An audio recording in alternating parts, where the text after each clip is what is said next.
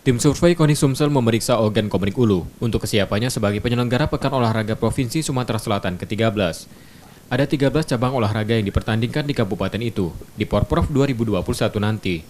Terkait kesiapannya sebagai tuan rumah penyelenggara Porprov 2021, KONI Oku memastikan 13 venue cabur sudah siap, namun akan ada sedikit perbaikan di beberapa venue. Kalau kendala venue, mudah-mudahan tidak terlalu signifikan ya. Artinya kita memang sudah disiapkan dari pemerintah yang terdahulu sampai saat ini kan. Paling tidak kendala kita itu adalah masalah SDM.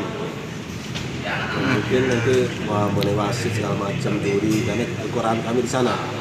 Apakah turun nanti dari provinsi untuk mengadakan dari cabur, Pemprov untuk mengadakan pelatihan wasit ataupun juri mungkin lain-lainnya.